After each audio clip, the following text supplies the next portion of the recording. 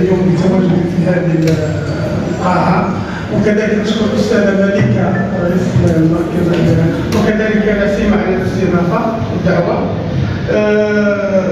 المجتمع المدني يلعب دور فعال في كل المناسبات، مش غير في المناسبات على المستوى العام، او له دور فعال.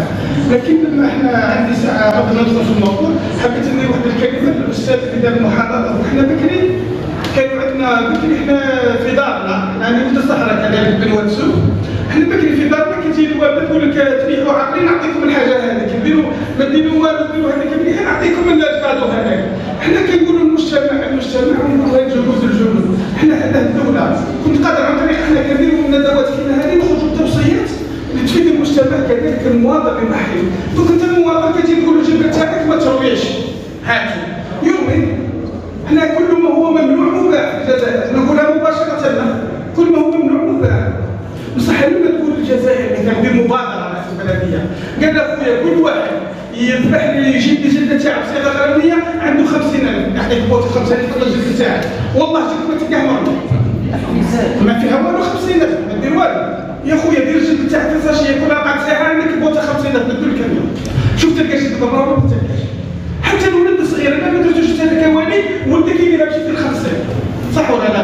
هذه مبادره عندك توصيات، انا حتى خطره تحضر تعطيهم توصيات تكون فعاله. لازم احنا كدوله كمجتمع مدني لازم نمدوا الخطط البديله باش ننشروا هذه المبادرات، ماشي غير نقولوا الدوله احنا الشعب لا ما نلموش.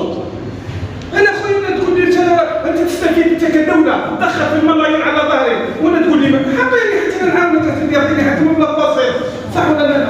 بطلب حياه غاليه وزيد يخرج هو صغار سبحان الله. ما درت مجال بصح تعتبر يفرح بها حتى وليدو، تحفيز حتى الاطفال نشجعوهم. هذه مبادره رقم واحد، صح ولا لا؟ نبدو بالمرحله هذه اولا، نبدو هنا في البدايه في كل المجالات، مش غير في عيد الاضحى، في كل المجالات. حفز المواطن، حفزه، يحتاج التحفيز. احنا هذه بكري كنا في ديالنا ونتحفزوا، تعجب لي هذيك هكذا هكذا كبيره، صح ولا لا؟ اذا مشينا بالطريقه هذه نمشيو. هم حتى في اوروبا ولا في كذا انا حضرنا عده منتديات خارج الوطن، لكن في الصيغه تاع الحديث والصيغه تاع الوحده تلقوا مع اول مهاره العلم، هم يفيدوك يستفيدوا، يفيدك وتستفيد، صح ولا لا؟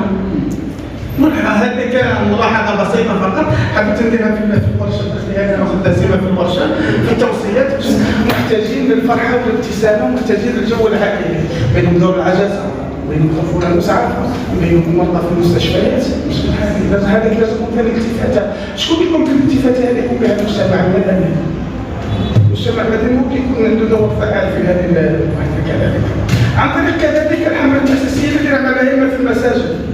الامام تاع المسجد وحده ما يقدرش، مستحيل باش يخدم هو الكافي كاع وحده، لازم يكون مرافق المجتمع المدني، لازم يكون عنده مجتمع مدني فعال، لانه هو يمد الدرس في المسجد والمجتمع المدني ينشر خارج المسجد، هو يعاود ينشر خدمته انتشار في المدينه، وصل الاخبار هذا عن طريق الحملات نديروا فيها في الجامعات، لان نعرفوا الجامعه هي نقطه حساسه في المجتمع، لان المرحله النهائيه في الطالب، يعني هذاك اكبر دور حساس، لان الطالب راح يتوجه للحياه العمليه.